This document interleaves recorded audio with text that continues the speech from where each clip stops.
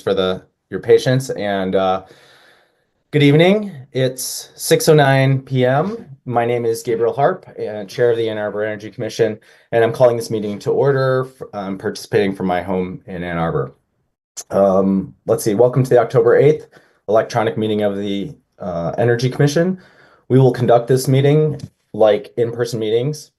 And commissioners, during the roll call, please indicate your current location. Also, during the meeting, please remain on camera just as you would be visible during in-person meetings, unless your camera does not connect at the moment. Finally, please mute your microphone when not speaking.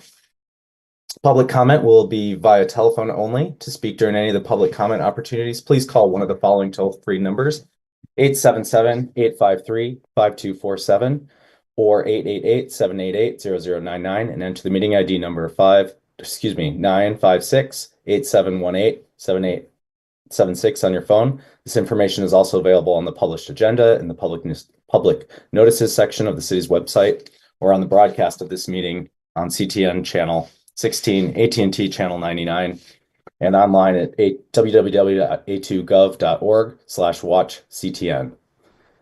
Joe, would you please read the land acknowledgement statement? If you have available. Yeah, unfortunately, I do not have access to my computer at the moment, which has the land acknowledgement on there, and I do not know it off the top of my head. My apologies. It's all right. That said, I think we'll move on to the approval of the agenda. Is there a motion to approve the agenda as posted in a second? Commissioner Overpeck and Councilmember Briggs. A second, okay. Commissioners, please raise your hand if you want to propose or any changes or discuss an issue. Seeing no hands raised, those in favor of approving the agenda as posted, please raise your hand and say aye. Aye. Aye. Aye. All those opposed, please raise your hand and say nay. Okay. Seeing none opposed, the agenda is approved. And we'll move on to the approval of the minutes. Is there a motion to approve the minutes posted in a second? Commissioner Colin Garcia, in a second. Councilmember Briggs, thank you. Commissioners, please raise your hand if you'd like to discuss any changes to the minutes. Seeing none raised, all those in favor of approving the minutes as posted, please raise your hand and say aye. Aye. Aye. All those opposed, please raise your hand and say nay. Seeing no hands, none opposed, the minutes are approved. We'll now move on to public input. This is an opportunity for people to speak for up to 3 minutes. If you're watching on CTN, please call 888-788-099 or 877-853-5247 and enter meeting ID 956-8718-7876. This information is also displayed on the meeting agenda and video feed. City staff will select callers who have raised their hand one by one using the last 3 digits of their phone number. To electronically raise your hand and to indicate your desire to speak, please press star 9 on your phone. You'll hear an automated announcement that the host is allowing you to speak. When speaking, please move to a quiet area and mute any television or background sounds so that we may hear you clearly. And please state your name and address at the beginning of your comments. I think I can do this. Let me. I think I might. One hand raised. All right. Yep. Yeah. Caller ending in 134.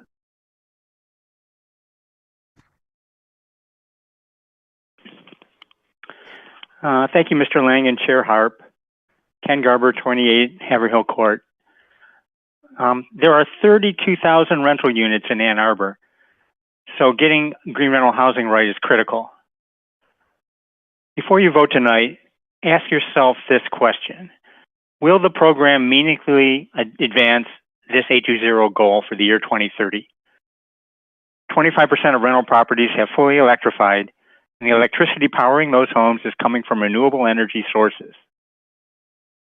I think the answer is clearly no. Last month, I put together one checklist scenario, which Commissioner Mirsky was nice enough to include in his written comments. By cobbling together a series of simple and relatively cheap steps, I easily exceeded the required 80 points. The way the checklist is scored, there's no real incentive for landlords to electrify appliances or to add renewable energy. The checklist should somewhat improve energy efficiency, but it won't advance those goals. Last month, I suggested scoring the giveaway items lower or just raising the threshold for compliance to something like 110 points. Neither was done. How did we end up with such a weak ordinance? I don't know. I do know the task force included the Washtenaw Area Apartment Association. The association, frankly, is a reactionary organization dedicated almost entirely to defending the narrow economic interests of its membership. On its website, there's nothing about climate, but lots about the progressive legislation that it opposes. Sure, solicit its stakeholder input, but leave it at that. I hope we're not letting the association dictate the limits of this ordinance. As Wayne Appleyard commented last month, in a climate emergency, we need fast and decisive action. For that, all of us must sacrifice, including landlords. There's a risk they will pass on costs to tenants, but landlords often raise this issue just to oppose effective regulation. Mr. Lang, in an email today, which was copied to me, thanks, states that the ordinance is the limit of what's legally possible. He writes, quote, "This is what we are able to do, and it is not something we are able to change," end quote. I think he needs to explain this because I don't know of any state law, except for the rent control preemption, that restricts a city's ability to strengthen its own rental housing code. We live in a home rule state. That means courts give wide discretion to local governments. And the state building code preemption only applies to new construction.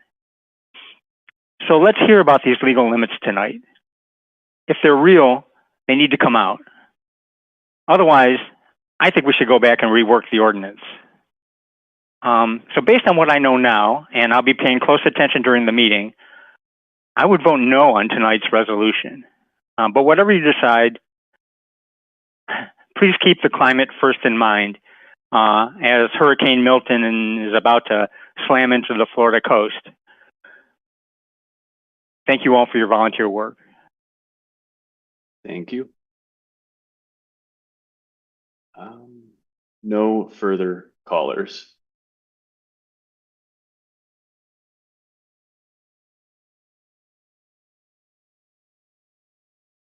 Thank you. Okay, tonight on the agenda, we have the resolution in support of an ordinance to amend Chapter 105 of Title 8 of the Code of the City of Ann Arbor to support greening of the rental market. And in the documents attached to tonight's meeting agenda, also there's the Green Rental Housing Ordinance, along with a number of attachments related to that ordinance, as well as the supplemental materials associated with that. What we'd like to do is I'd like to ask if there's a motion to open up discussion on the ordinance. So moved. This is John Mirsky. Thank you. I'll second. Thank you, Commissioner Overpeck.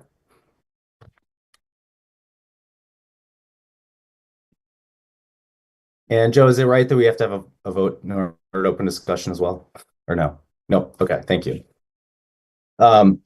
Okay, I'd like to open it up for discussion then of the resolution in support of the ordinance. I know a number of questions and clarifications have been raised around this, both through email and as follow-ups to the last commission meeting. And Joe, maybe I'll kick it off with you if you don't mind, and if there's anything that you'd like to touch on before we proceed to other questions or clarifications from the commission members. Yeah, and apologies again. I thought I was good on Zoom. I'm not, but I at least have my computer, and so I'm on mobile. I very much apologize. Yeah, so I think in general, there were a couple changes that you can see that were noted in there. These were largely along the lines of things that are related to just some technical things, as well as just some, corrections of things that were just incorrect or could be phrased in a better manner. And largely, what was presented last week or last month is where we're at, what we're moving forward with at this time, and what we're able to support. I'm happy to go into some of those questions that were posed, as well as I know I forwarded on some that were presented, but wanted to just make sure to see if there was any other questions, anything like that. Otherwise, I'm happy to just kind of start going into those questions. But yeah, just wanted to see if there was anything else that would be helpful, either clarification wise or questions from folks, or anything else for just diving into those different questions and things like that.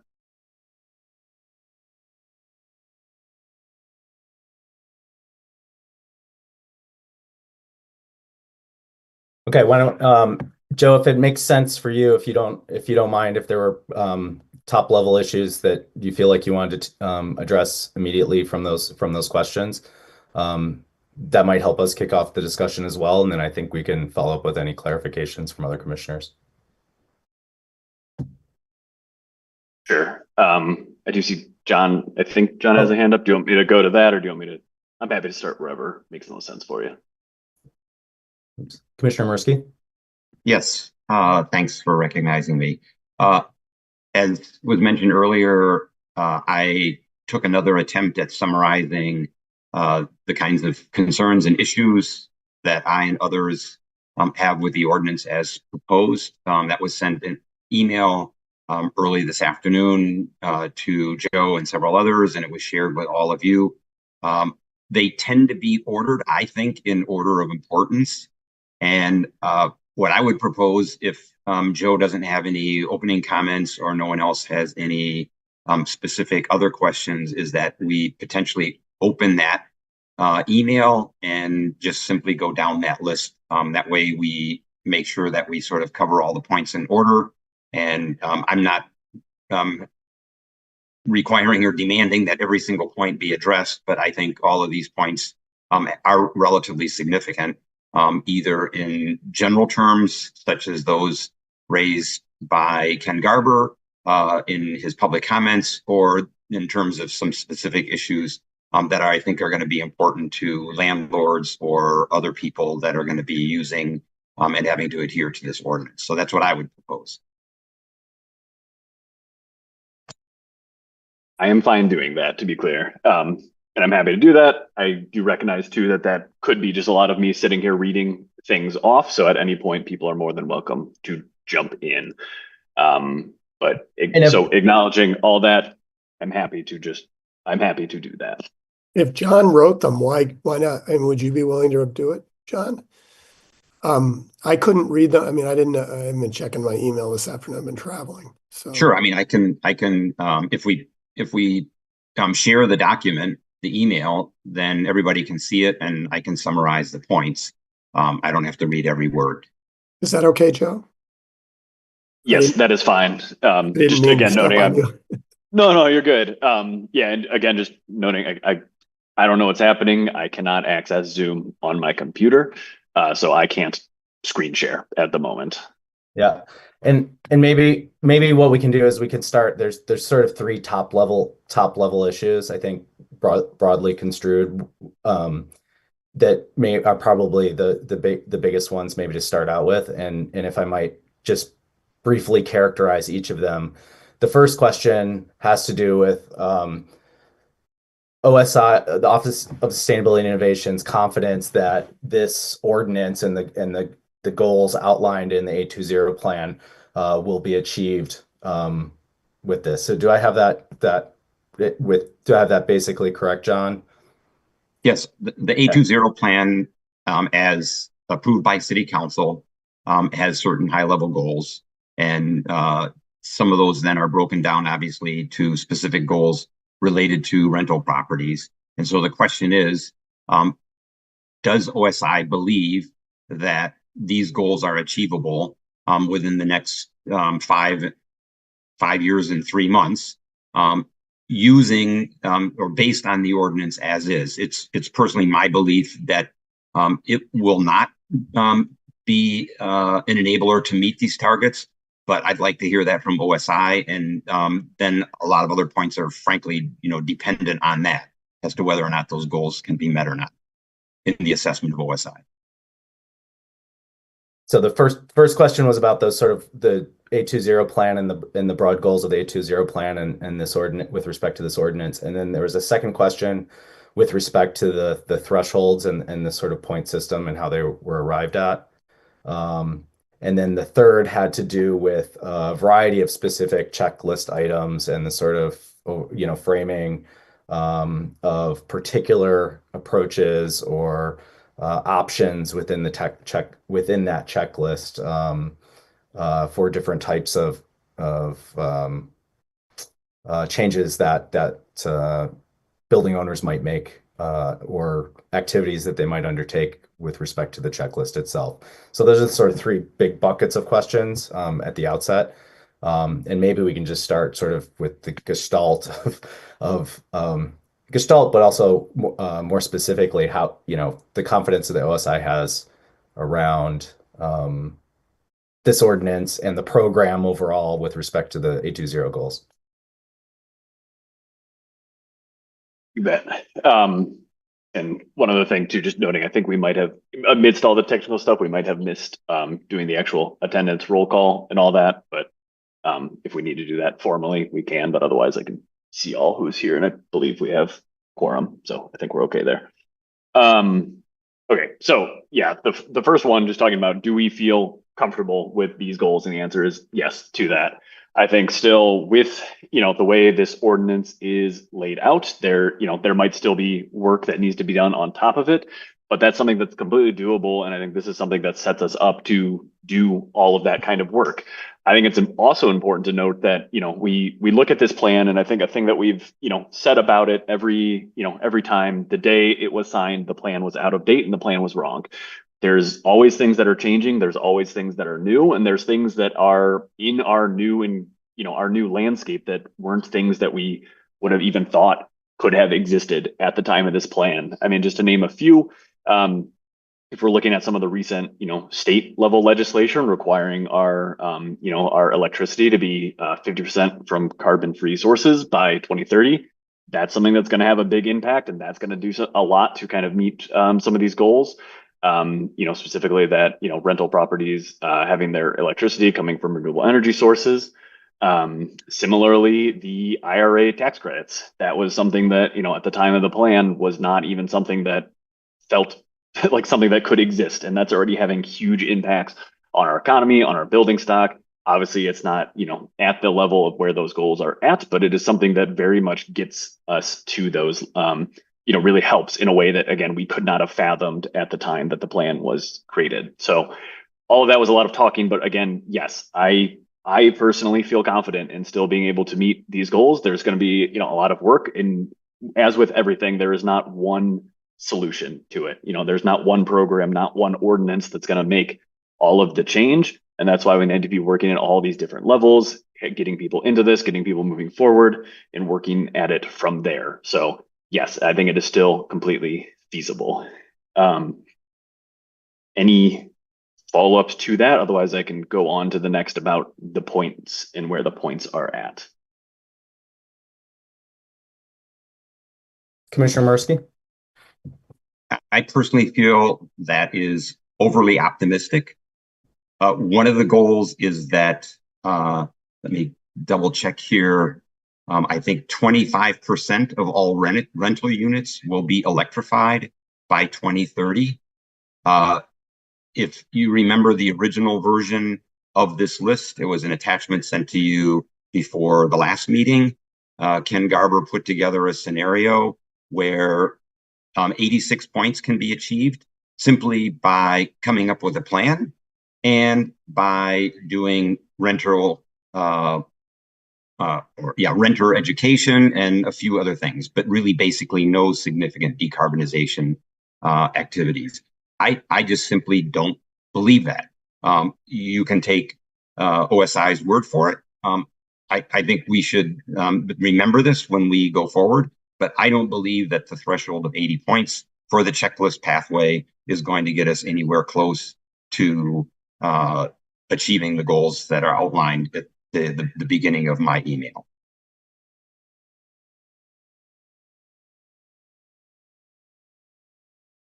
Yeah, I guess unless there's more that kind of segues into the discussion around the point total. So I'm happy to jump into that again, just making sure there's nothing else before I jump into that.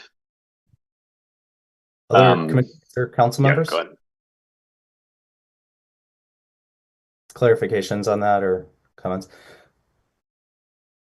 I'll add one. I think I'm not sure who was I believe it was another commission member, Commissioner Mursky. It might have been you. There was a recent article in the journal Science that looked at climate policies and the impact of climate policies in a number and did a sort of comparative approach. And I think if I had I'll share this with all the commission members after the meeting, but I think one of the big takeaways from that was that those entities that had implemented policies were the ones that were largely successful were accomplishing that through a combined sort of approach to both incentives, disincentives, a variety of different policies, all sort of mutually complementing each other in a variety of different ways. And so I think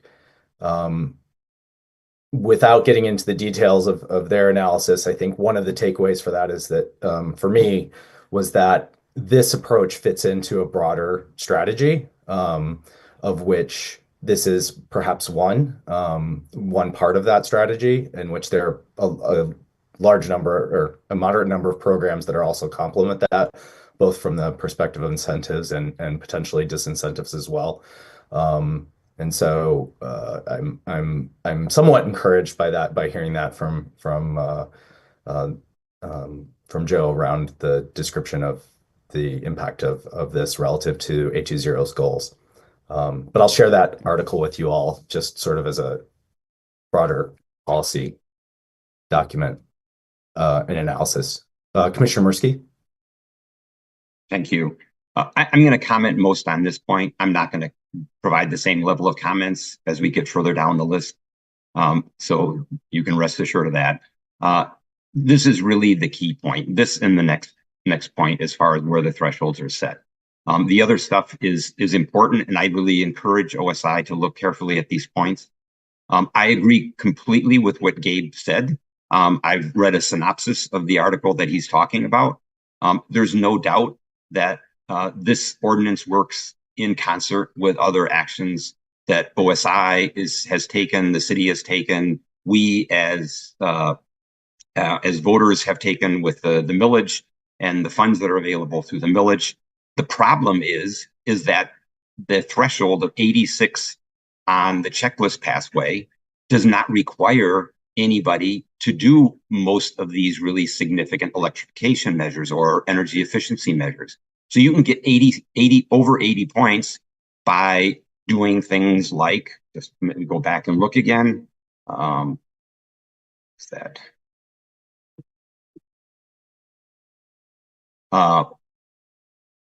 A dishwasher is available in the unit. Ducts are sealed and insulated. Electric range is often the oven and range are electric. Windows can be opened. Things like that. That's not going to make a significant difference in whether or not we meet our A20 targets, at least in my view. So I don't dispute at all. In fact, I entirely agree that we need to do this as a package of activities. I just really highly doubt that this is going to make the kind of significant impact that we need to see from this ordinance.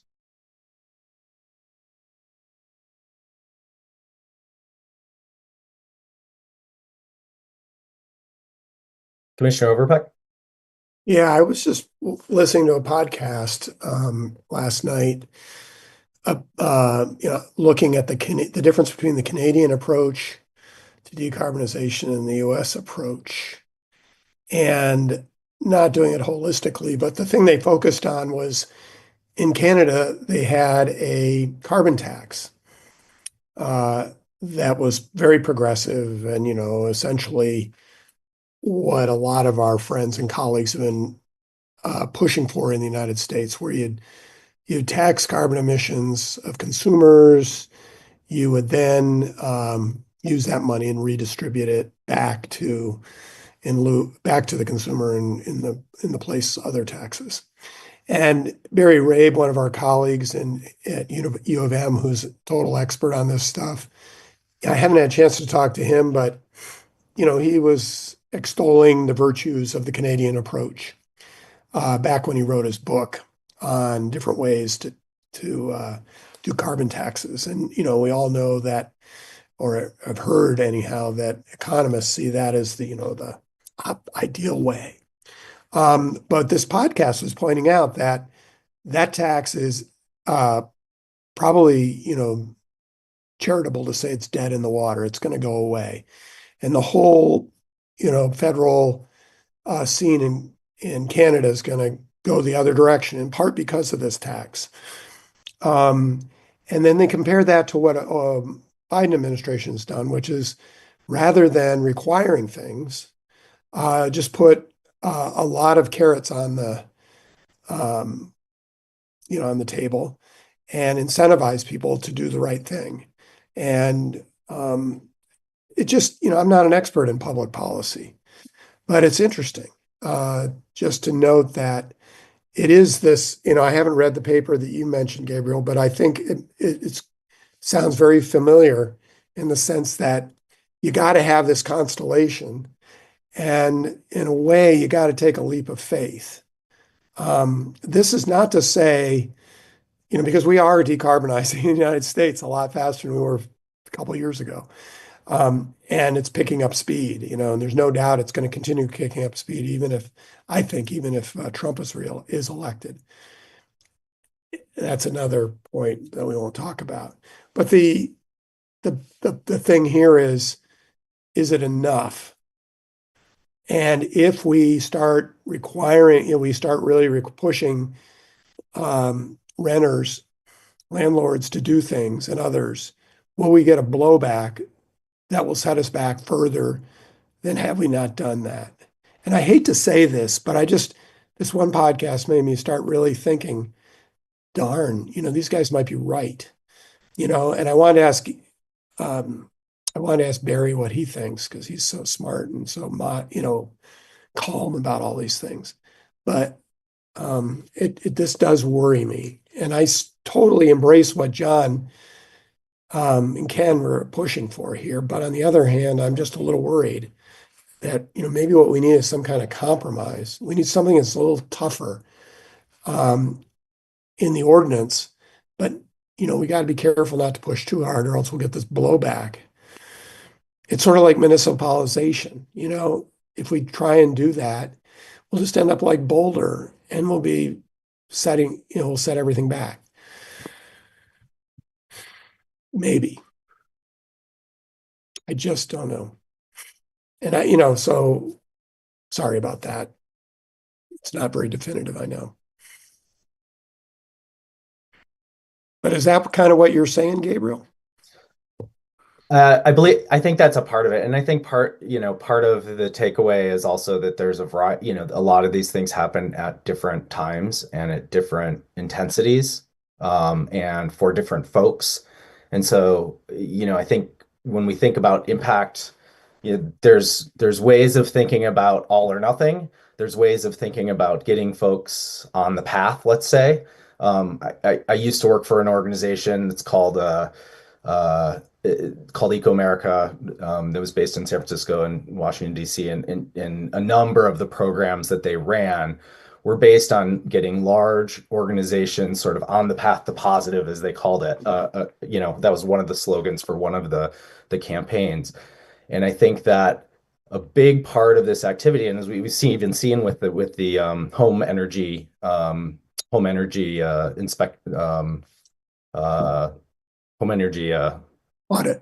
audit. Thank you. That's the word I'm looking for. Inspector was not the right word. It's rare I can guess the word. I think part of the ethos around that program feels a lot like it's about getting people on the path for that. So, for example, uh, the auditor will come by and evaluate sort of where you're at, where your home's at, provide you with a sticker. Let's say if you've got a gas furnace and say that says next time this will be a heat pump, and it goes on the gas furnace, and it's about signaling and about reminding folks that when the time comes, there's different options that can be made. You don't have to go into the default sort of setting all the time. And I think that for a lot of folks, building owners, renters, homeowners included, a lot of the value of these programs is simply having the program in part to help support some of the things that they may already be trying to do in different amounts. And a lot of times they're not perfect, and a lot of times it's not all at once. But sometimes the incremental pieces can sort of add up in significant ways. And I think we've seen that, I think both for large organizations that are trying to do changes and also for, programs that encompass sort of citywide scale things. So I think that's where it comes from in my experience.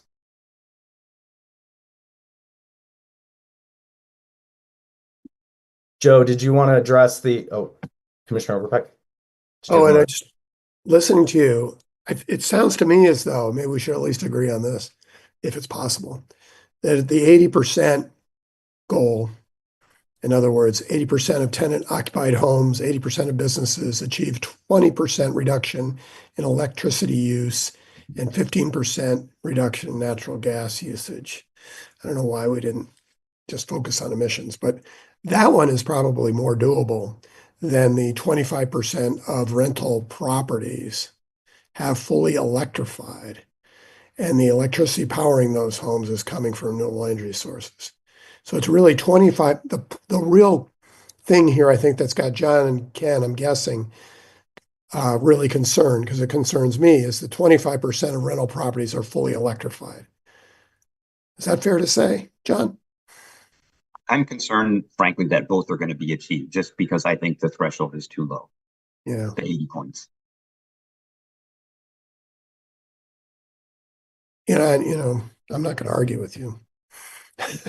Let me say one other thing while I have the floor. I would feel better if the ordinance had something that says up until 2030, city council and city administrator will monitor the progress made through the green housing program. There's a point later on that I'm having in my email about tracking results and potentially using a database to do that. That shouldn't be a problem because there's all these audits that are being done and points have to be awarded. And every 2 years, do something like that up till 2030. I mean, it doesn't have to be exactly as I'm prescribing now, but something like this. And then if it's not having the desired effect, then at that time, reevaluate the threshold that allows the certificate of occupancy to be reissued and potentially increased it from 80 to 90 or 80 to 100 or whatever is considered to be necessary. But right now, we're as Ken Garber put the example together, landlords, if they want to, really have to do very little. Put up clotheslines, things like that. It's really have bike racks. These are not going to make significant changes in emissions, in my view. They will help, but they're not going to make a big difference.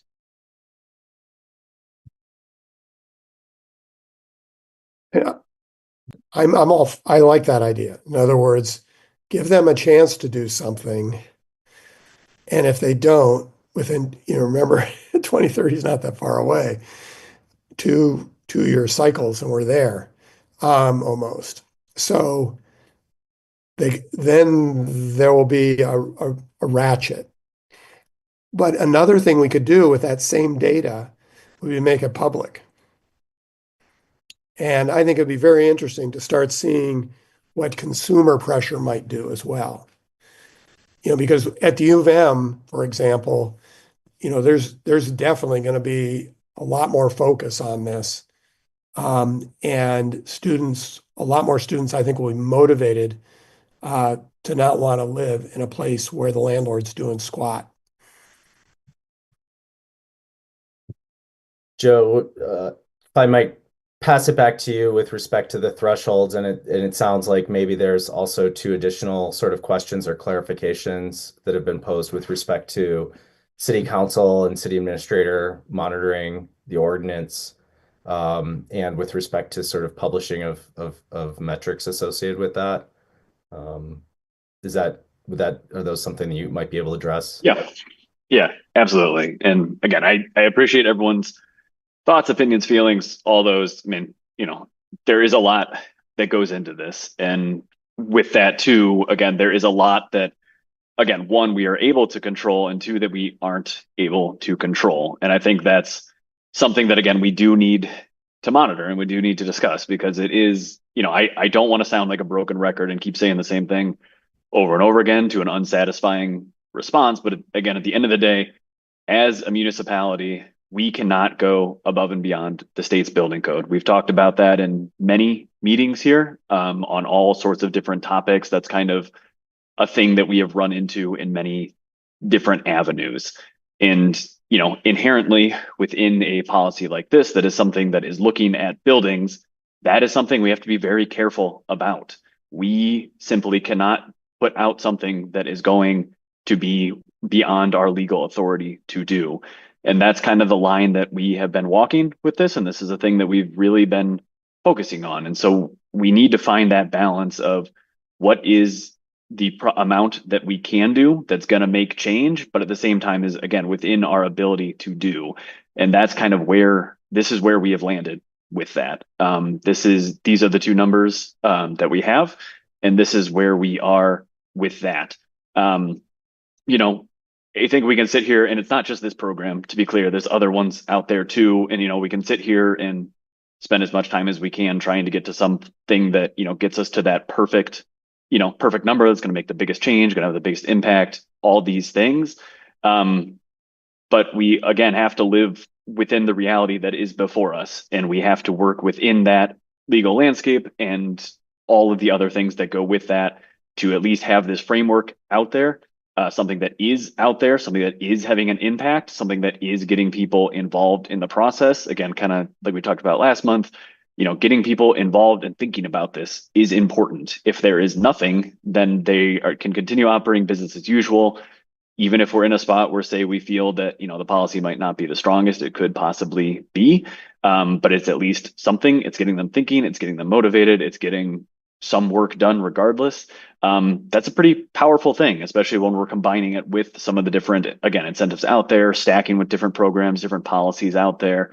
And so again, that's where we got to these numbers, and that's kind of why we settled where we settled. Of course, we're going to be monitoring this. It's not just going to be a thing we put out, never look at again. Going to be constantly looking at it. Again, there are real constraints of what we are able to do and how far we can go.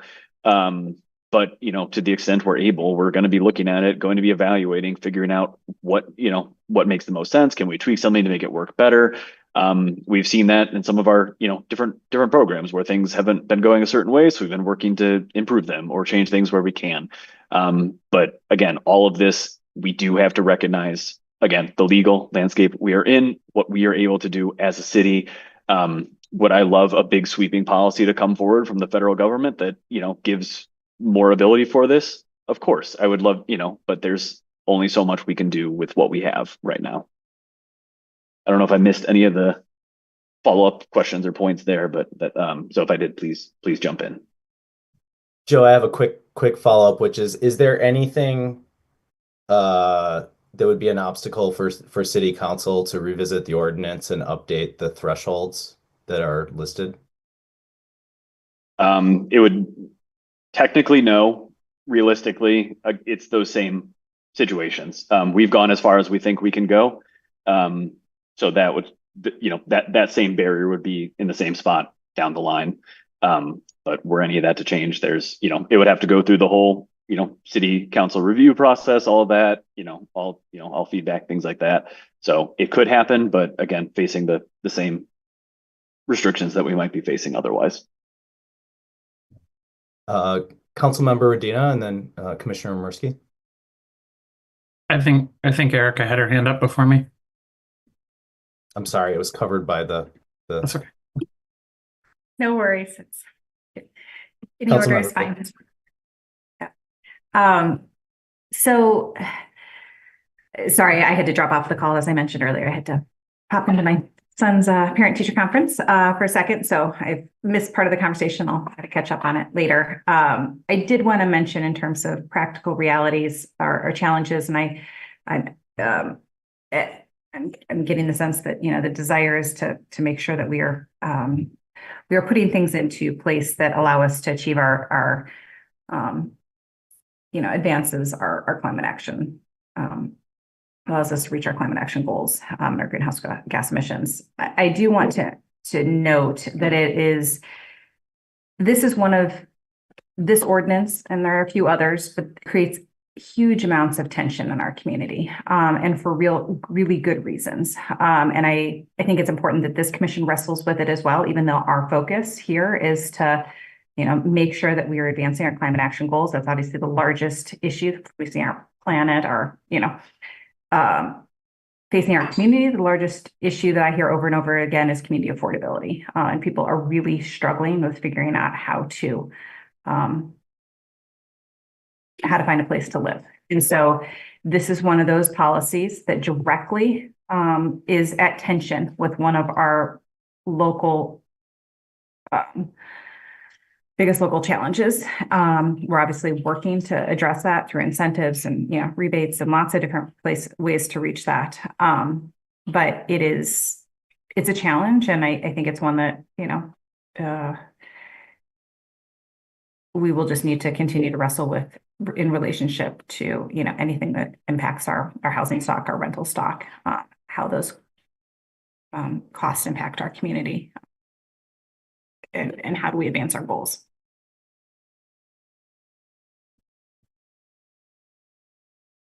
Councilmember Radina.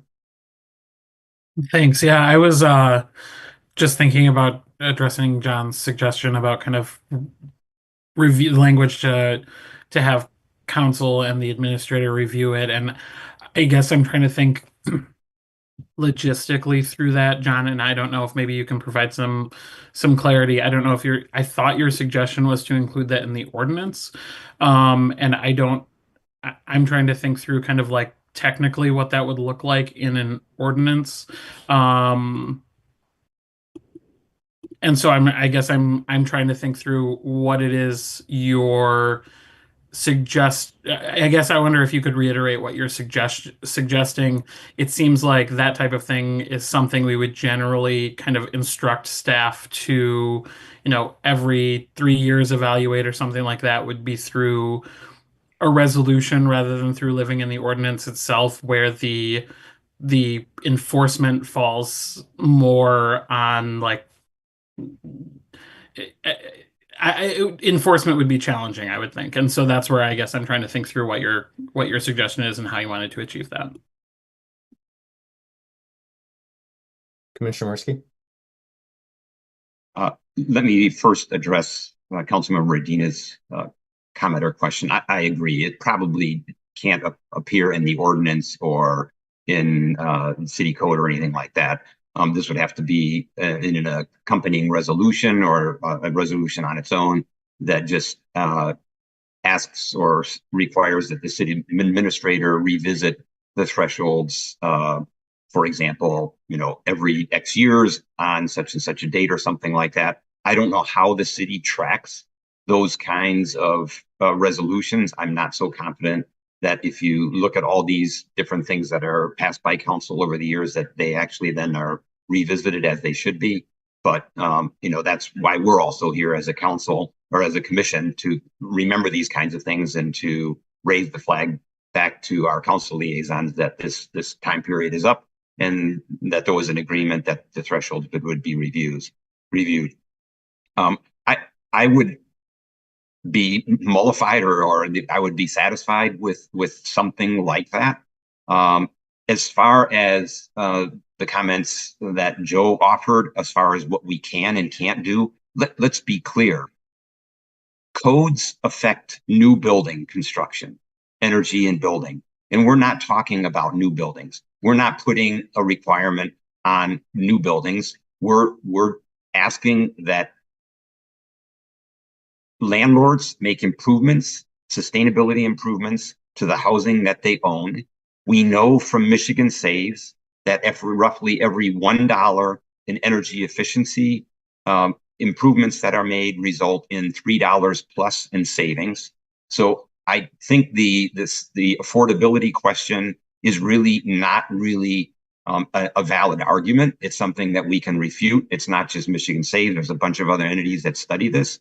The electrification issue is a little bit more difficult because we do know that natural gas is very inexpensive, and electrification in some cases is going to result in higher costs, not to the landlord, but to obviously to the renters. But all in all, I think what we're asking here for is something that makes our housing more sustainable. It's not in conflict with what the city can do based on state codes, as I understood Joe to have said.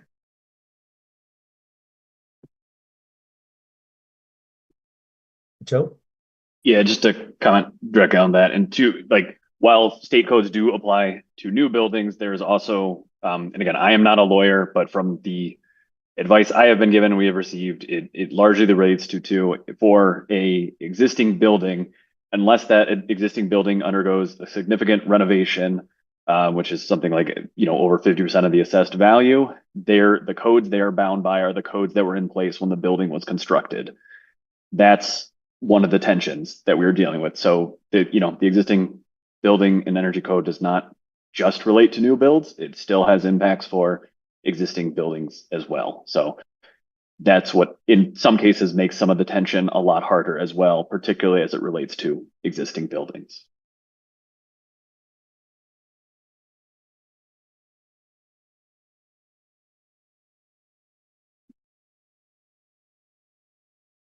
Joe, would you mind, just with respect to the third sort of big bucket of questions around the checklist pathways? There were a number of specific items brought up sort of around, ranging from things like everything from EVs to air sealing to electric baseboard heating and other things. And would you be able to sort of comment on some of the checklist options relative to the overall ordinance? Sure. And with that, before I go into specifics, like I said, I'm more than fine to just go through and list out all the different ones and go from there, if that would be helpful for folks. But two things I do want to note of where to look is one, these should all be in the packet, and if not, they certainly were last month, and I apologize if I did not get them in this month. I'm just trying to confirm that they are in there. But there is the green rental housing points breakdown, checklist point breakdown, and the green rental checklist methodology. Both of these are in that green rental housing supplemental materials docket that's attached in the packet. And I would really encourage folks to look through those, as I think, one, while that doesn't necessarily answer all the questions in the sense of like me talking through them, that goes through the general outline for how most of these things took place. Especially the methodology for it, for how things were implemented. Again, as we talked about last month, we have those modeled points, which come directly from the modeling through ResStock. We went through and looked at, if you do this, what level of impact will this have? And that's how we got the points for that. So for some of them, and again, I can go into more detail specifically with these if it'd be helpful, but just to take the electric baseboard heating one, for instance, it gets those points because it is based around the modeling where if that were to be powered by renewable energy, you would see that level of reduction in the greenhouse gas emissions from that. That's something that fundamentally cannot happen if you have a furnace or any other sort of fossil fuel based or any sort of gas-based appliance. So even though, yes, it might be less efficient itself than, say, a heat pump, it is still something that can be renewably powered, and that reduces emissions. That's why it gets those points in that area. Similarly, it does not emit, gas emissions inside the home. So that's where we get to that point value from it. And you can see that in that checklist point breakdown, where you get 13 points of that from the renewable energy, which is based on the modeling. And then you get those 2 standard health and safety points. And that's why, and that's, to be clear, that's just anything that is any type of electric heating. While, when you look into the HVAC category, you see that you can get additional points for having a heat pump because it is more efficient. We know that. And that's why it gets those points stacked with each other. You get the points for it being an electric heating appliance and also does cooling. But that's why you get that stacking points there, because it is more efficient. So it's important to acknowledge that, even though, yes, that's not the most efficient form, it still can have a benefit and it still gets points. And that's why those are in there. Similarly, with some of the ones where we talked about, like, looking at, I'm going to jump, and again, I can go into specific ones for this, but, talking about how, there's not necessarily a stacking level when it comes to the insulation levels.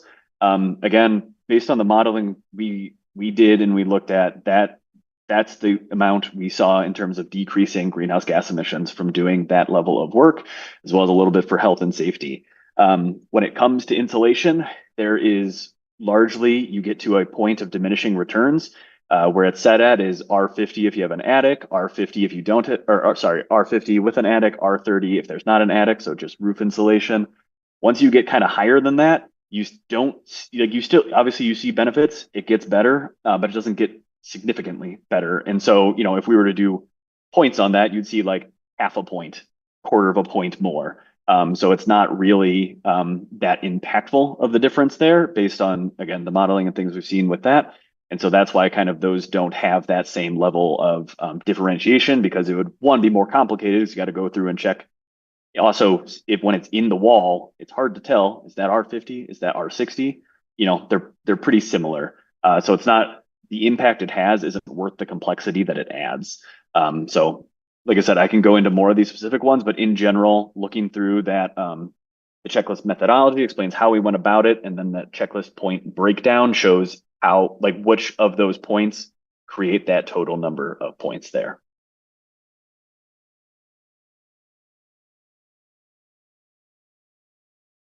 Commissioner Morski, did you have a clarification? Yes. Real quickly, to electric baseboard heating, I agree with everything Joe said, but taking into account what Councilmember Briggs said, if we're really worried about affordability, then we should discount the number of points that are earned by installing electric baseboard heating, because that is going to be extremely expensive. That's going to be the most expensive way of space heating that anybody can use. And so I would encourage OSI to look at that point total and discount that, and not just evaluate it based on greenhouse gas savings. But if we're thinking of sustainability is in its broadest terms, that also is affordability and economic sustainability. That's not something that we should be advancing. Thank you. Commissioner Overpeck? Yeah, so thank you. This is interesting. I'm wondering, first on the baseboard one, just because you mentioned it, John, I agree with what you're saying, but on the other hand, as someone who's renovated a really old cabin in the Colorado Rockies, there's no way I could have done it cheaper than baseboard electrifying. Just because, I can't put in ductwork and I can't have a heat pump in every single room kind of thing. And maybe I just had a bad contractor, but I think I knew what he was doing. So there are cases where that is better than leaving in some kind of gas powered heating. I'm not saying don't do it. I'm saying discount the amount of points that can be earned and nudge people in the right direction. Yeah, but I think you're right. But maybe the trick would be, if you can do A, do it. If you can't, then you can do B.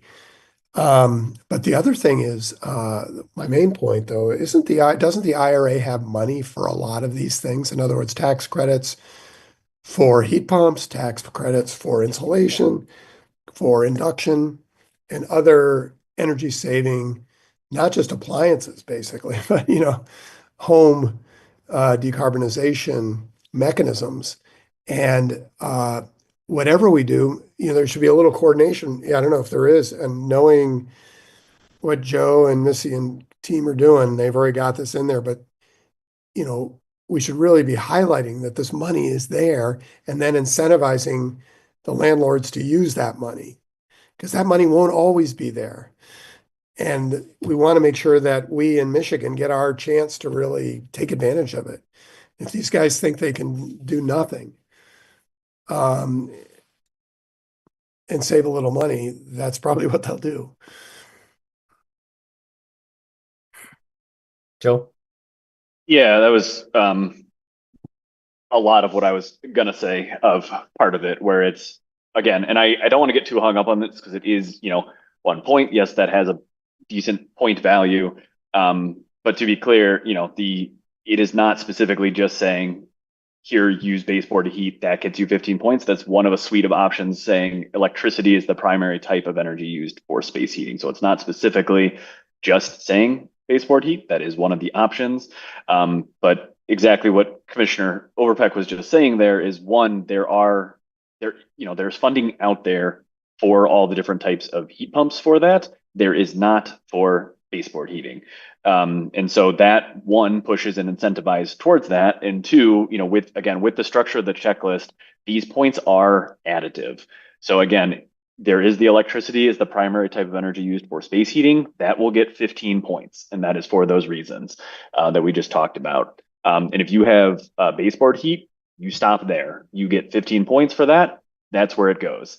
Now, again, if you have a heat pump, which, even the lowest number in there is 10 points, which is for a low efficiency heat pump with electric backup heat. That's another 10 points. So that's 25 points total, an additional 10 points towards that goal of eventually 80, which is, 10 points isn't nothing. That's an eighth of the points right there. And so there is incentivization in those numbers to go towards heat pumps.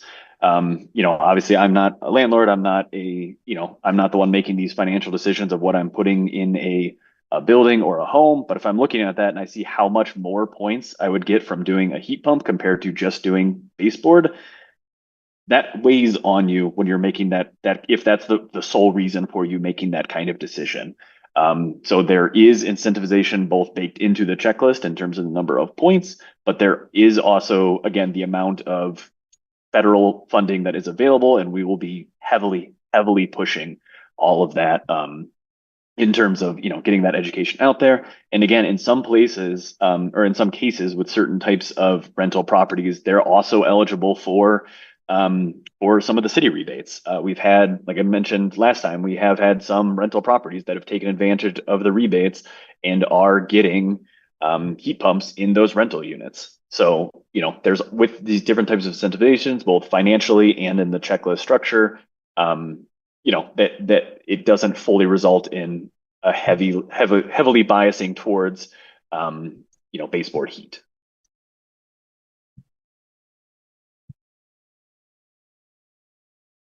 As a way of sort of perhaps moving towards bringing a sort of close to this, beginning to bring it close to this discussion, I just wanted to ask if any other commission members had any clarifications or comments. I'll just add from my perspective briefly. As presented, I'm inclined to support the resolution as it currently exists, but I'm certainly open to language in the resolution around follow up by city council and city administrators. But I also don't think that it's necessary. I think that I was somewhat encouraged by the caller Ken Garber at the beginning of this meeting, calling for sort of fast and decisive. And I sort of think that while the thresholds and all of it may not be fully perfect, I think there is a degree of speed and decisiveness about moving forward and getting a program in place that others can start to make sense of and perhaps start to adopt and use to the advantage. And so I will, let's see, I don't know who had their hand up first, but I will, how about Commissioner Levin? Yeah, thanks. I guess overall, hearing from people that I respect, like Commissioner Mirsky and others, I do wish it could be stronger. I don't know if there's a way we can make the same number of points, but make it so you can only do like a certain number of these activities in combination, like the ones that don't really make any infrastructure changes, like limit the number those limit how many of those you can do to get to the point total. I understand the legal issues. I've researched some of it myself, and I do agree that it does apply to existing as well as new construction. I think that's true, but what I don't understand is if we're saying we can do what we can do now, why we can't just make it somewhat stronger. I will say, as an attorney who's observed the legal advice that comes out of our office, I think they tend to be conservative. I don't mean politically conservative. I mean careful about what they allow the city to do. And given that this is an emergency situation, I would like to push harder. And I don't think that I don't see why we can't be a little tweak this a little bit more, make it a little bit stronger right now. And again, I think we're just being where I've seen this too many times where we allow the legal department to tell us what we can and can't do. And I respect their opinion, but not all lawyers, not all judges are going to have the same opinion. I'd like to see us be a little more aggressive and push the issue a little more.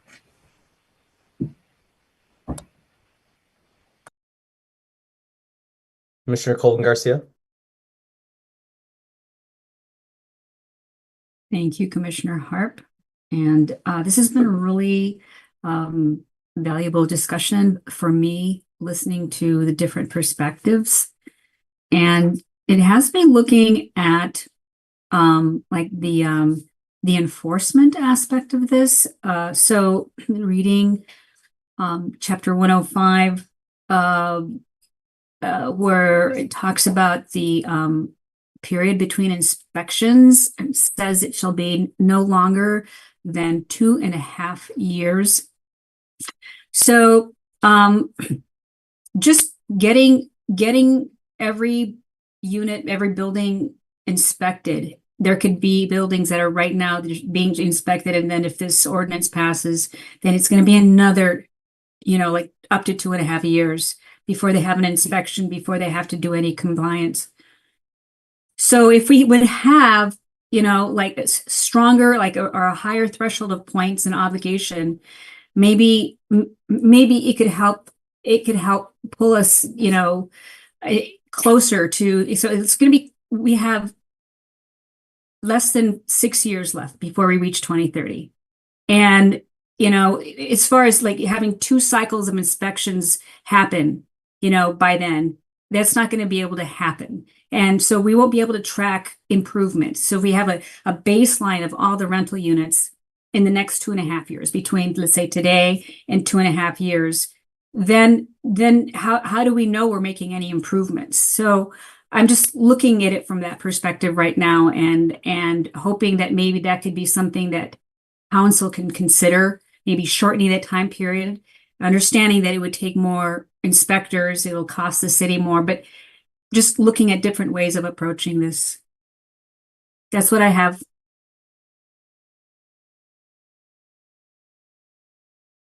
Commissioner Overpeck. Thanks. Yeah, we have some ideas here, and I just wondered if we can, in the words of Commissioner Levin, be a little more aggressive. And I think Commissioner Govan Garcia just came up with one idea. And I think that combined with what Commissioner Mirsky was saying earlier of trying to figure out a way to make it clear to landlords that the longer they wait and the further they get away from this period when there's all this money sitting on the table, the more urgent it will be to decarbonize their units.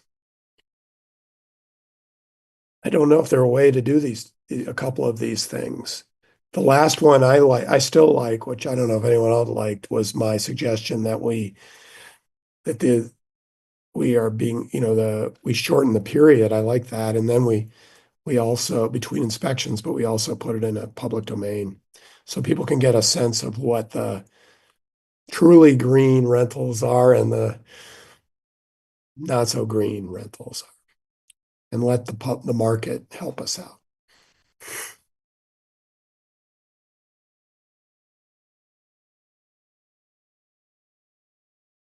Thank you.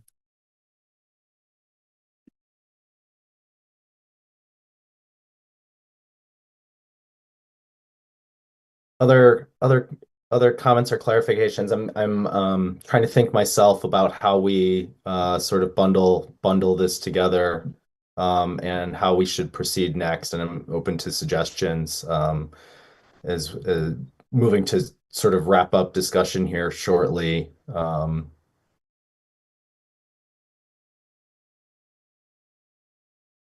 Commissioner Mirsky? Perhaps this is something that could be reflected in the resolution of support, where we request that OSI, together with the city administrator's input and council, review the threshold of 80 points, whether that could be higher or not, and that the threshold be reevaluated. And that could be, as we discussed earlier in another resolution, every X years, based on the report that is supposed to be issued that the ordinance itself calls for, and progress in making the kinds of upgrades that are necessary. I think that can address a lot of the points that have been discussed up till now. I don't want to go into a lot of other details that are in the email that I sent and in the comments that I sent before the last meeting, but I think there's some really important points that still have not been addressed.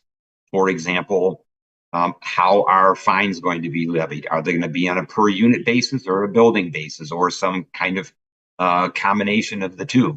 What about EV charging? There's no mention at all about EV charging. Is all EV charging for all of these rental units going to be provided in with chargers that are in the public right of way?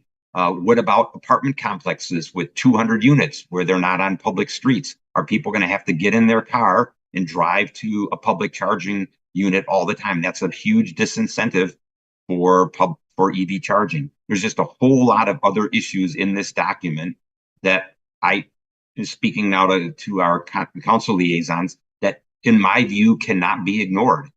There's questions about how co-ops in sororities and fraternities are going to be handled. They have different sleeping arrangements. I have not seen how that's addressed in the ordinance, and these questions have not been answered. So I'm going to be quiet from here on out until we talk about the resolution. I just think there are a lot of things that still need to be resolved before I would support a resolution of support.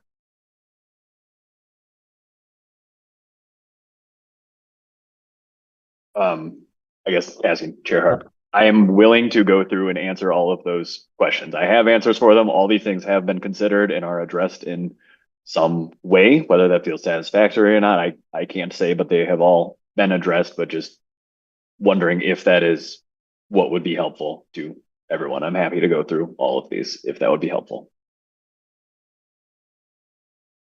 Can that be done in writing? I mean, you had all of these points a month ago.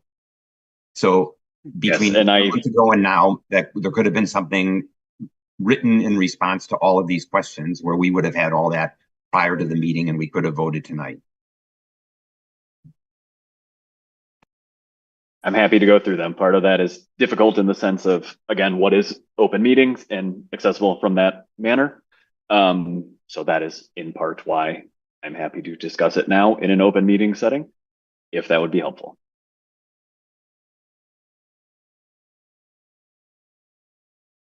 Think part of what I think there's a number of probably technical points in the email as well. One of the questions that we might deal with was whether or not we wanted to potentially add anything into the resolution itself.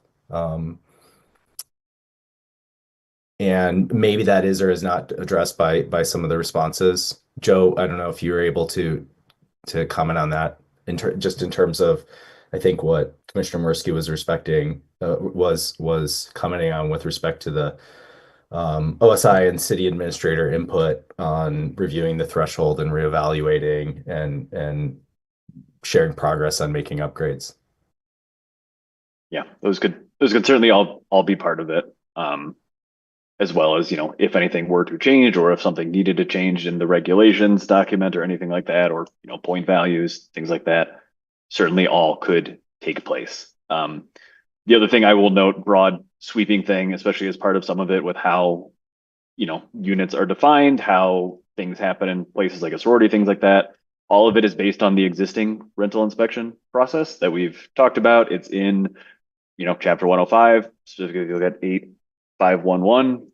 All the information is in there for how those things are already done with the inspection, how the units are determined, how they inspected. Everything will fall in line with that existing thing. Nothing is changing. Nothing is being gotten rid of. It's all falling in line with that.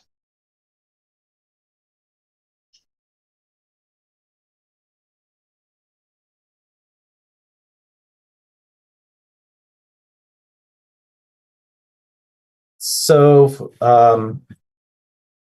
for next steps, in terms of the resolution that we've been discussing on the agenda today, Joe, could you remind me of the process that we might undertake if we wanted to add something to that resolution? Yes, and council members, please correct me if I'm wrong, because I forget this as well. I believe we need to open discussion on the resolution. We can vote on changes within it. And then once we're satisfied, might have to go back for a second reading, but please someone jump in just in case I'm mistaken on any of that. Thanks, Joe. So I'd like to suggest that we move on from this discussion and potentially open discussion on the resolution itself.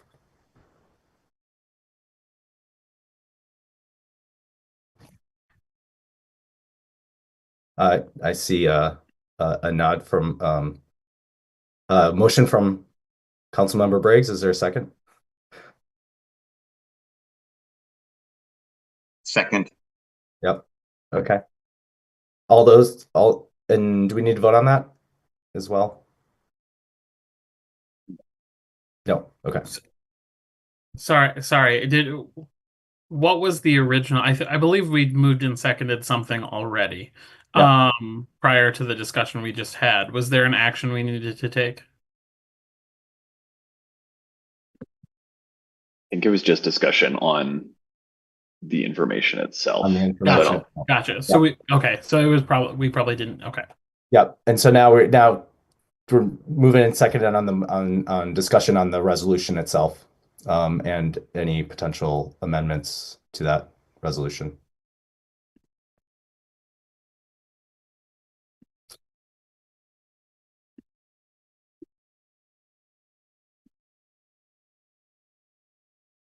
Councilmember Dina. Actually, John's raised his hand up, but I was just going to say so now we've moved on to the resolution. So now would be the time to propose amendments if folks have them or open that discussion.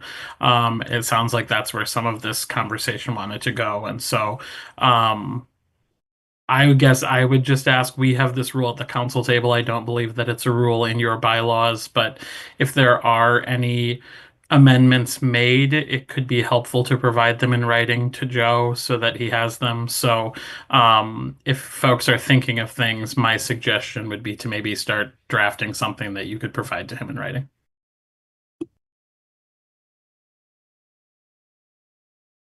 Commissioner Mursky? Yes, if I could just add to that, what my recollection is of action that we've done in cases like this in the past is when we've made minor resolutions.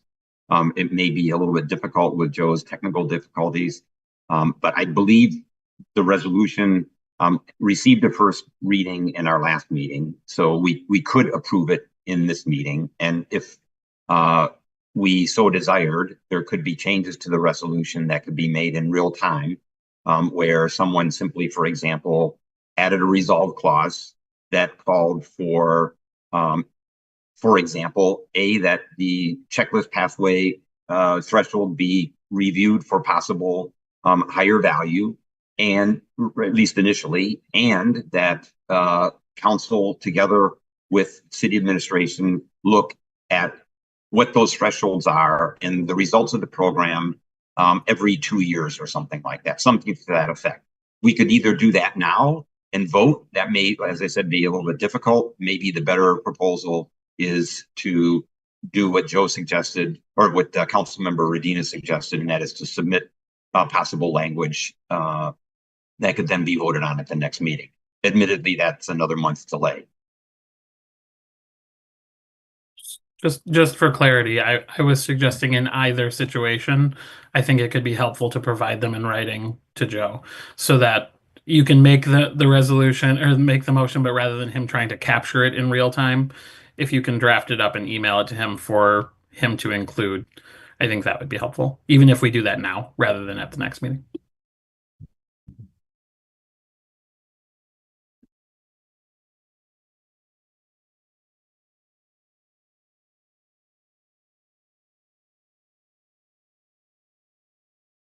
I'm trying to type up what John was saying real quick, and I'm going to fire this off to Joe. That's great. And I've got the resolution up in a Word doc ready to screen share in case we need to screen share that in just a second as well. And I'm sort of doing similar. If that's okay with you all. Yes, thank you. And again, sorry, everything else is now working except Zoom on my computer, so don't know. It might be better to send those that language straight to Chair Harp then, so he could include it in.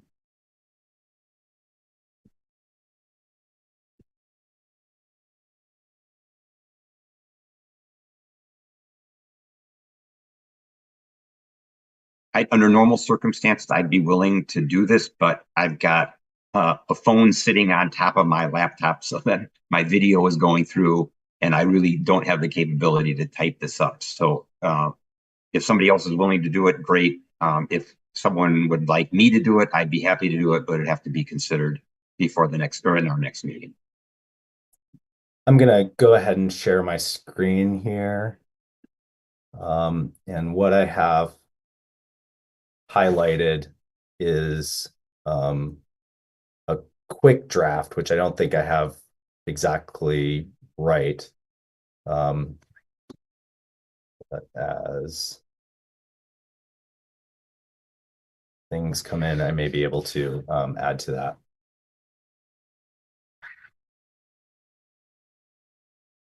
Sorry, let me zoom in just a little bit for you all.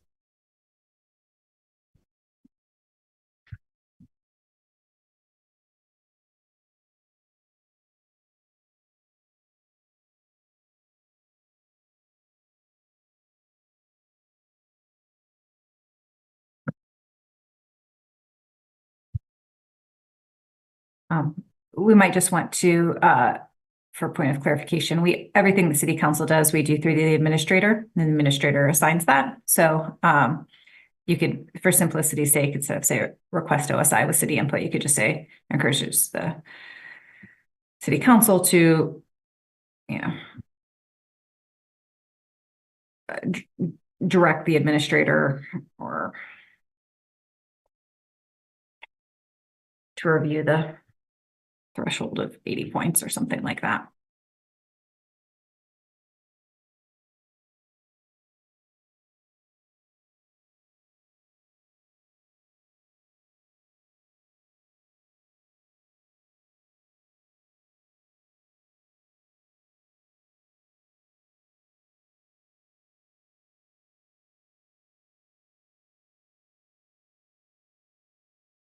That should probably read the checklist pathway threshold, because we didn't discuss, there's a HERS pathway.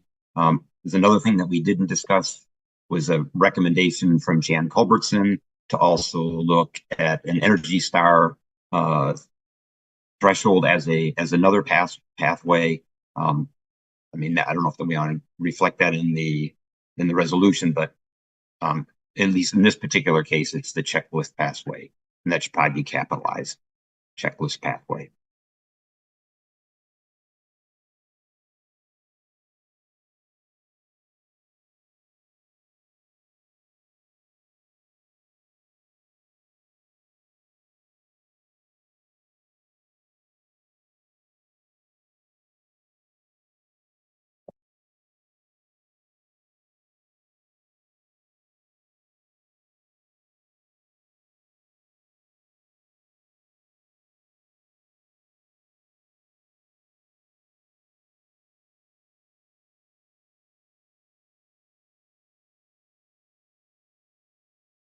All right. So I have a comment, if I may. Yeah. The increasing the frequency to more than every 2.5 years. I understand exactly where Carlene's coming from. It was also a concern in one of the documents that I submitted, but we have to recognize that that's an administrative burden on everybody. So I don't know that it's realistic to do that. I mean, we can include that in the resolution or not. I'm skeptical about doing that. What I would prefer to see reflected in here is that we review the threshold initially when the ordinance is enacted, and to review the threshold, and it could just be thresholds, because it could potentially be not just this particular pathway, but other pathways, that the thresholds be reviewed. For example, it could just be every 2 years and up till 2030, or something like that, for possible modifications, or yeah, something to that effect.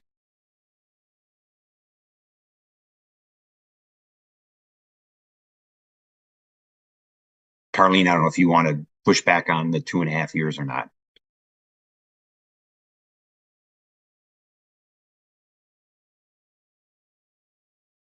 Joe? Yeah, the only thing I'll note is some of what Commissioner Murphy just said, that 2.5 years is just as much, for the general cycle as it is for, again, where the city inspectors are at. It takes roughly that amount of time to go through and do all those inspections. And so, again, you're welcome to put whatever else you would like to in there. But just noting, yeah, the only way to be able to do inspections on a higher frequency, and again, because this would count for inspections for all inspections, it's not just green rental housing. So there would need to be more, inspectors doing that kind of work. So we could obviously review it at any frequency. That doesn't change anything. But yeah, purely having that cycle, it's broader than just green rental housing. Clarification on this. For the language, would it be to direct the city administrator to review the checklist pathway? Is there a when in that statement? And I believe there was something mentioned at the outset of the ordinance, or at some frequency. There's not directly anything saying we're reviewing it at this interval. Rather, it's just as every inspection takes place, that information is put into the system, and that can be reviewed at any time. There's nothing specific on that.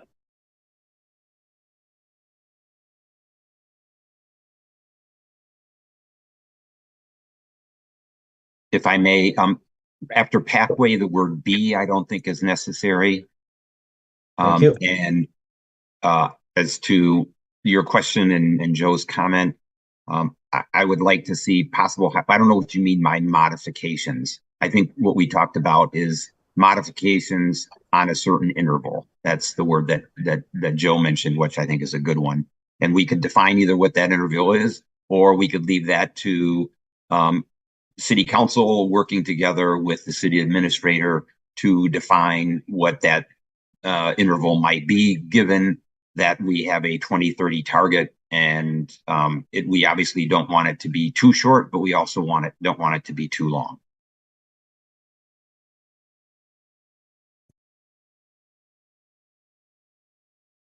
That seems like the right approach to leave it to be defined. Commissioner Levin? Yeah, I mean, I say we put like some sort of date on the initial time that they're going to do it. And then after that, it could be like at some sort of regular interval that they determine. I don't know, maybe like no later than 2 or 3 years after the program has been in place or something like that. And then at regular intervals after that. But Commissioner Colin Garcia?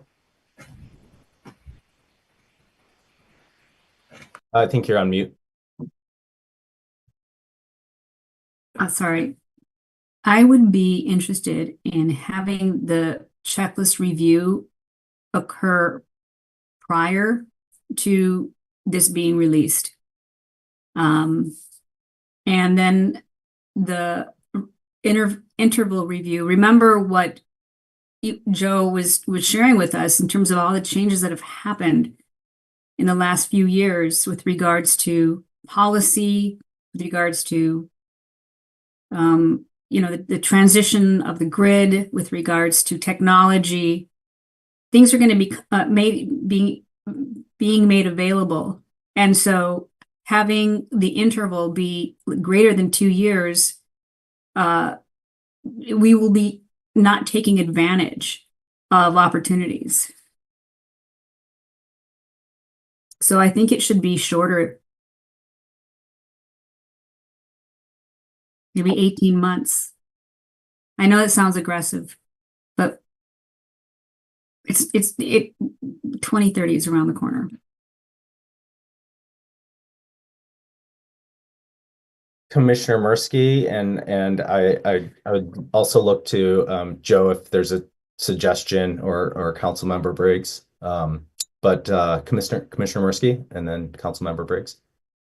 I support Carlene's comments and concerns. I would recommend that we not define the interval, that we leave that up to city council and the city administrator with OSI input to come to an agreement. I mean, also this, as we discussed, involves just the entire process of assessments and everything else, and we don't know all the details of those. So I would just say, at the onset and on a defined interval. Okay, thank you. Councilmember Briggs. Yeah, thank you. So yeah, sorry, I'm having some video issues too.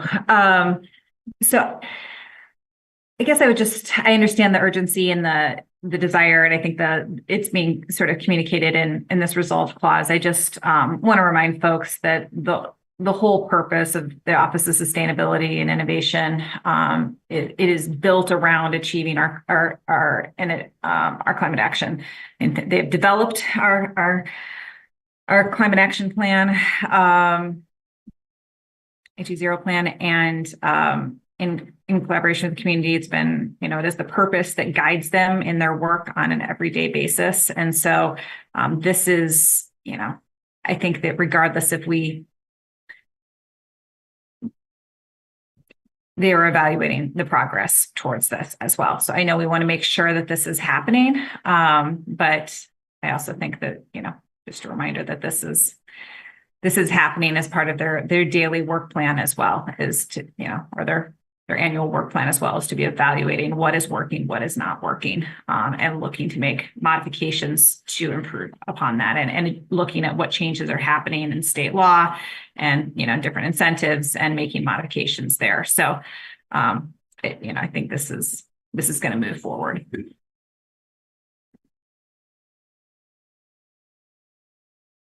I wonder if is directing the city administrator versus working with the city administrator a more appropriate or better fit for this clause? It's okay. We use the language of directing the city administrator. It's fine. I mean, I would never, you know, Sure. It's fine as is. I know it sounds like very direct. I mean, it's harsh language, but it is just kind of what we do. Councilmember Radina. Yeah, I was just going to add to that. I think your action is directed at city council, and you're encouraging city council. I would definitely say that we have had this issue in the past too. Commissions cannot direct city staff, but you're encouraging council to do so, and that's fully within your scope. Thank you.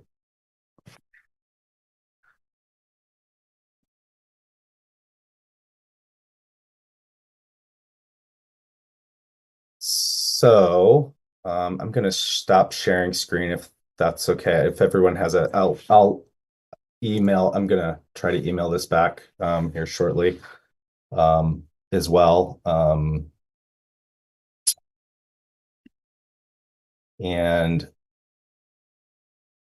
were there any other discussions around the resolution as it currently exists, or amendments to the resolution?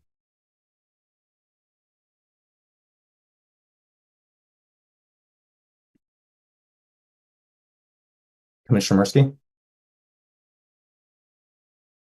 So I'm going to support the resolution because I'd like to see a program go into effect. I'm not happy with the program as it's designed. I hope council and OSI and city administrators seriously look at revisions. But we have to keep this all in context. This program is 2.5 years behind schedule that was laid out in the A20 plan. This program is a huge lever, and as long as we do nothing, that lever is just sitting there blowing in the wind. This involves 8,500 buildings and 31,500 units, as was added to the resolution. We have to do something, and this shouldn't be just something that makes it look good that we've done something. This has to actually drive action. And hopefully this, as was discussed earlier, with all the other programs that the city and the federal government and the state and others have in program, they will work in concert to really drive changes in behavior. The other thing that I want to mention to everyone is Chair Harp has indicated that we're likely to review the greenhouse gas inventory. The greenhouse gas inventory shows that emissions dropped 1% last year in the city. That does not reflect new housing that is coming on board and will create new emissions. We've been averaging roughly 1.5 to 2% per year. That goes back to the year 2000. If you look at the simple inventory, if you look at the full inventory, it's in that range, the upper end of that range since 2015. We need to do something. We need to do it fast. And I think this moves this forward, but it should only really move forward if this is something that's done that is really going to drive results. Thanks for the opportunity to comment. Thank you. Councilmember Briggs? Yeah, I'm just gonna,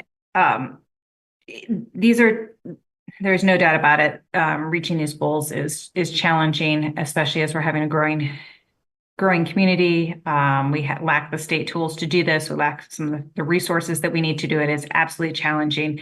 I can, you know, it would be, we could decide we're not going to build any more housing in our community. And it would be a lot easier for us to advance those goals. right? In terms of we're just dealing with our existing housing stock and we're not dealing with that. And so I think, again, I just point to this is a major tension in our community. We're going to wrestle with it in our own commission. And I'm going to always kind of bring us back to that other piece of we are trying to address community affordability, adding more housing supply, and this is at absolute tension with this. And we're wrestling the best we can with it. I certainly look to this commission to help us figure out how we do that better. We're looking to a lot of commissions, planning commissions working on this. A lot of commissions are trying to put their heads into this space, but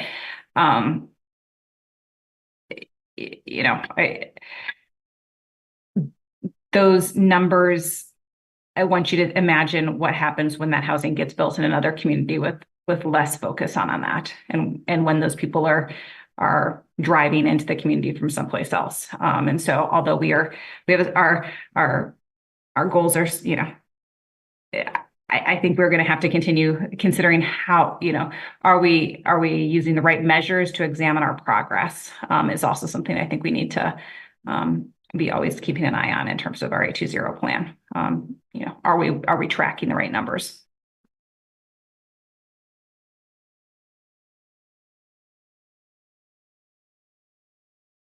I realize we've been at this a while, and I think we skipped the break part of the agenda as well. And so I think what I'd like to do though is ask if there's any I'd like to move towards closing the discussion on the resolution itself, and ask if there's any perhaps a motion to bring it to a vote.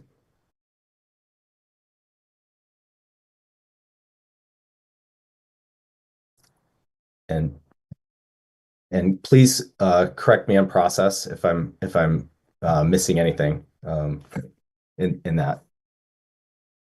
I think we just need to still vote to accept the amendment before. Okay, thank you. Yep. I move we accept the amendment as proposed. I second it. Thank you. And so moved by Commissioner Colin Garcia and seconded by Commissioner Mursky. All of those in favor of accepting the amendment, and I'll just read that very briefly. Resolve, the Energy Commission encourages City Council to direct the City Administrator to review the checklist pathway for possible higher thresholds or modifications at the outset of the program and on a defined interval. All those in favor, please raise your hand and say aye. Aye. Aye. All those opposed, please raise your hand and say nay. Seeing none opposed, the motion passes.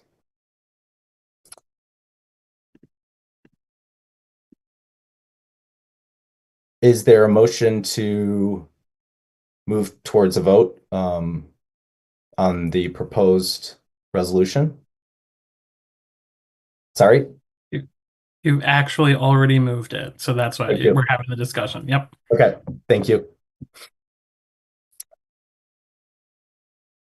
And so I think now we can take a vote. Is that accurate? Okay.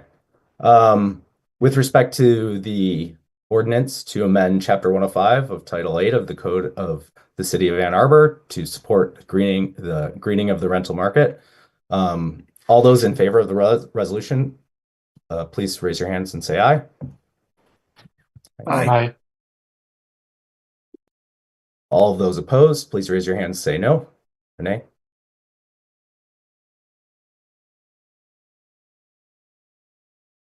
Seeing none opposed, the motion passes. Thank you, everyone. It's now 7:48. What I might propose is that we take a 3-minute break, if possible, and then come back at 7:51, and we'll move on to the rest of the agenda.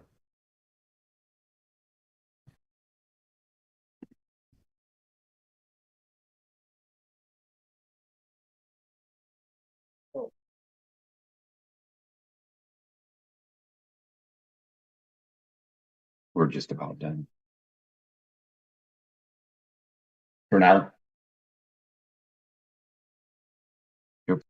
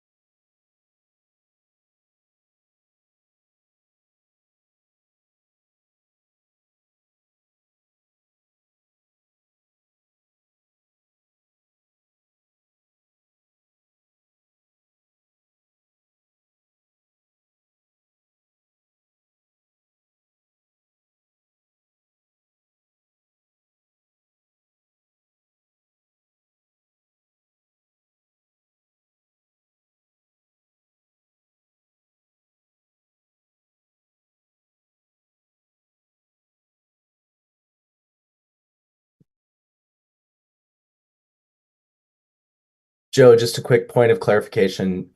You'd mentioned the roll call. Is that something that we need to go back to or before the staff report or? I think we're okay. Okay. I can see everyone, so I think we're okay. I think the only issue would be, I think John has noted that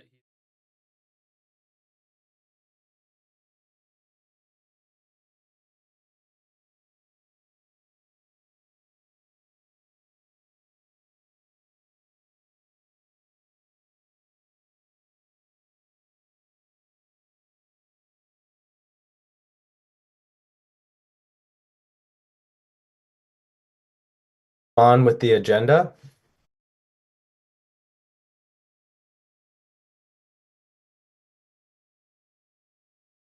And for those of you who might be coming back, there was just a quick note that if you are not calling in from Ann Arbor, if you could note that you're elsewhere, that would be appreciated.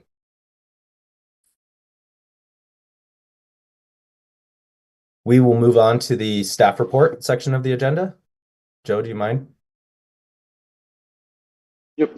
Some of these are similar to previous ones, but still relevant. Of just noting again, and specifically as it relates to this, as we talked about EV chargers as well. With the goal of increasing these EV chargers, the commercial EV charger program does provide an opportunity for commercial and multifamily property owners in Ann Arbor to receive up to 4 free level 2 EV chargers. To learn more about the program and view the application and apply, you can visit osi.a2gov.org/EV charger program.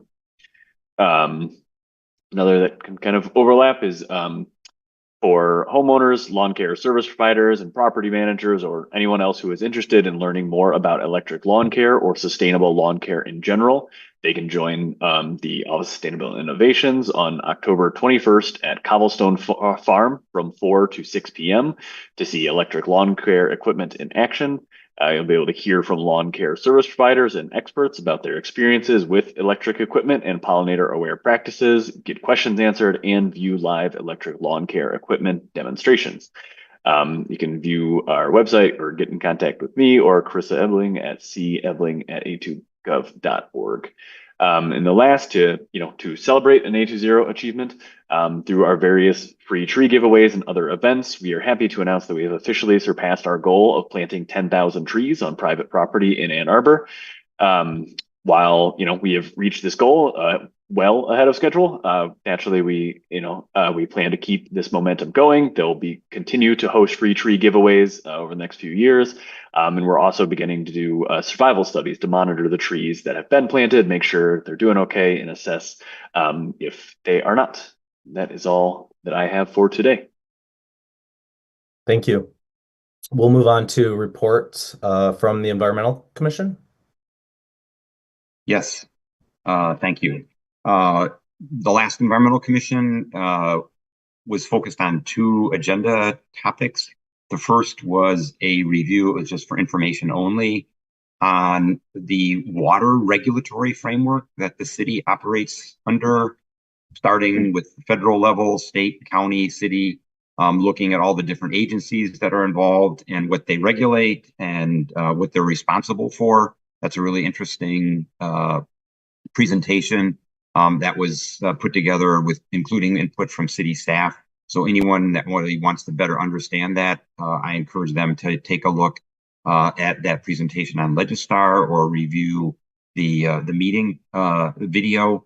The second was a first reading of a resolution of support for Michigan Senate Bill 228, which would repeal the 2016 PA 389, which prevents local jurisdictions from regulating plastic bags and other containers.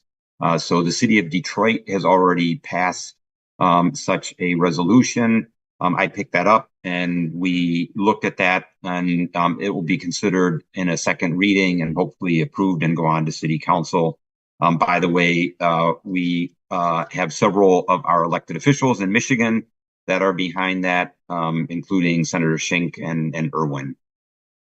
So that's all. One other thing about 10,000 trees. We've discussed this in the Environmental Commission, and I think the only thing that we can claim for sure is that we've handed out 10,000 trees. We don't know whether they were planted, and we don't know their survival rates, at least as of yet. Joe, is that correct? Is that your understanding? I believe so. I don't work directly on the program, but yeah, that's my understanding. And we've just started doing those survival and follow-up studies, so those are taking place currently. Fantastic. Thank you. Thank you for that. Updates from council.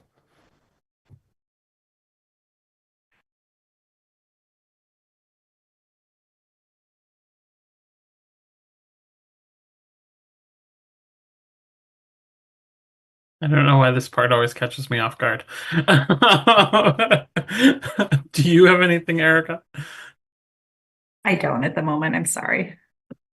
Oh, there were some revisions made to Herd last night, which I know that that folks have been involved in, and so maybe we can provide out an update on that. We can send kind of the revisions for everyone to have so that they can review them. That'd be great. Thank you so much. Okay, we'll move on to the last opportunity for public input. This is an opportunity for people to speak for up to 3 minutes. And if you're watching on CTN, please call 888-788-0099 or 877-853-5247 and enter meeting ID 956-8718-7876. This information is also displayed on the meeting agenda and video feed. City staff will select callers that have raised their hand one by one using the last 3 digits of your phone number. To electronically raise your hand and indicate your desire to speak, please press *9 on your phone. You'll hear an automated announcement that the host is allowing you to speak. And please state your name and address at the beginning of your comments. Caller ending in 134. Thank you, Mr. Lang and Chair Harp. It's Ken Garber again. Yeah, thank you for the discussion.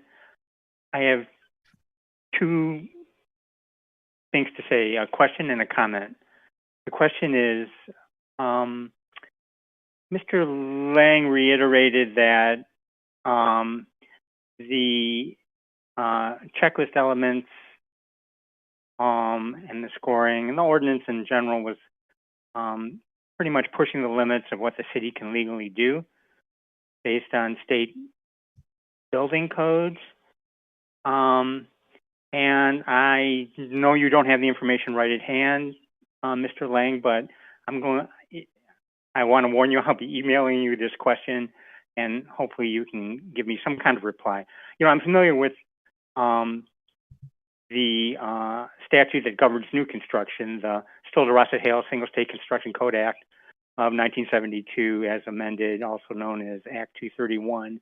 And you know, it's a reasonable interpretation of that act that, you know, the cities cannot pass construction codes that exceed state construction code and energy code elements. But for existing buildings, I wasn't aware of similar state preemption. I know there's something called the Michigan Rehabilitation Code. But taking a quick look at it, you know, during your meeting, it looks to me like it sets a floor, not a ceiling. You know, I would appreciate any clarification of this legal question, or from Commissioner Levin, who seems to have knowledge of this. I'm willing to be enlightened on it.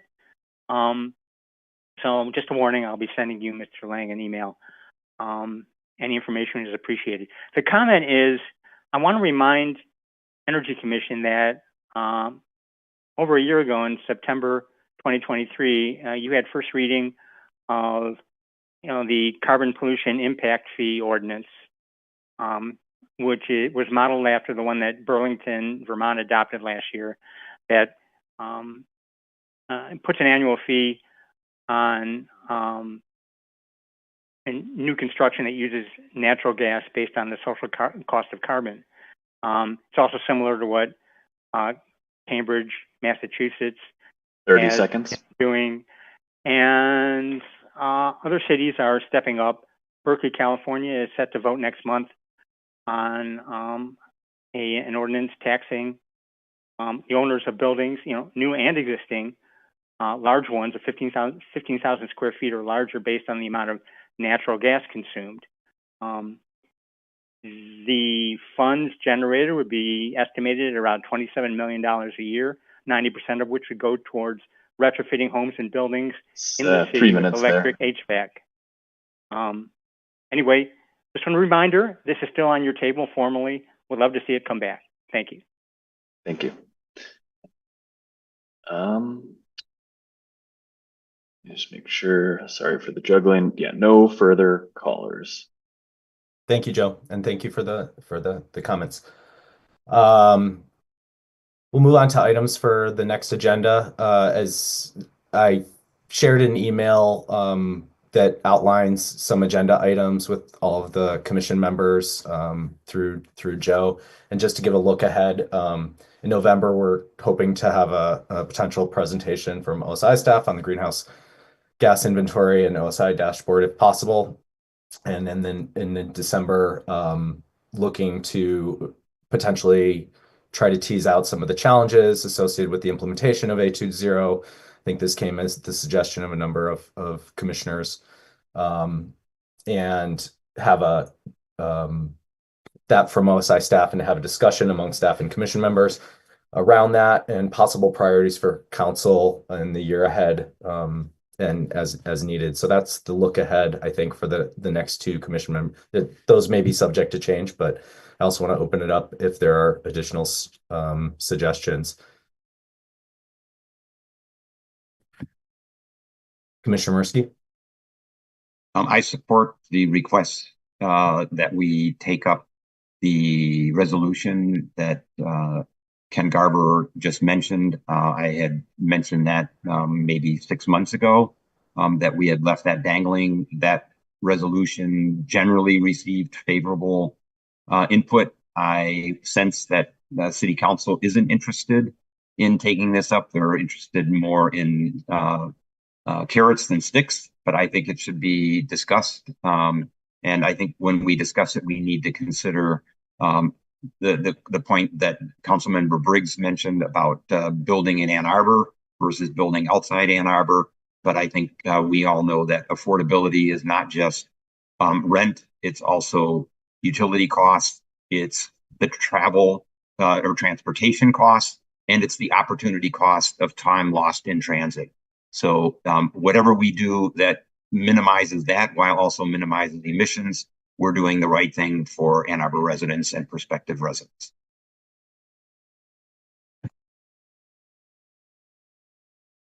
Thank you.